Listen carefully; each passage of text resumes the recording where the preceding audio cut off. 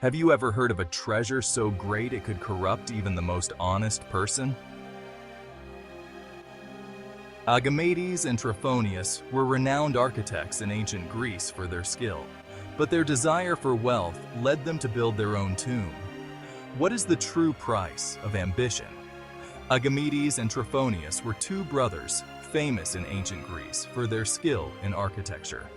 They are credited with the construction of numerous temples and impressive buildings, including the Oracle of Delphi. Their fame spread throughout Greece, and they were considered masters of their craft. However, ambition and greed eventually corrupted these skilled architects. The Temple of Apollo in Delphi was their work, as well as the temple dedicated to Poseidon in Arcadia.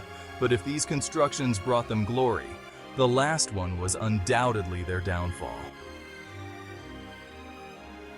Hyrieus, the king of Boeotia, asked them to build a treasure chamber, which they executed with their characteristic skill. Seeing the king's riches, they left a loose stone that could be removed and replaced from the outside, and little by little they stole part of the king's treasures. He began to realize that his wealth was dwindling, even though no one had touched the keys and the seals were intact. The king, alarmed, set traps to discover the thief. And the next time the brothers entered to commit their crime, Agamedes fell into one of them. Unable to free him, Trophonius cut off his head so that he would not be tortured and discovered as well. They say that the earth opened up and swallowed him right there.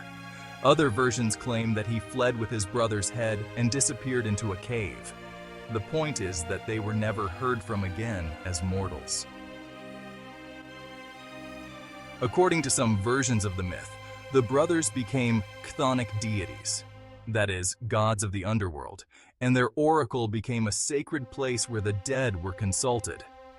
The legend of Agamedes and Trophonius shows us how ambition and greed can lead to ruin even the most skilled and talented. It also raises questions about the nature of wealth and power, and about the consequences of violating the established limits of both humans and gods. What lessons can we learn from their story? Is greed an unstoppable force, or can we find a balance between desire and satisfaction?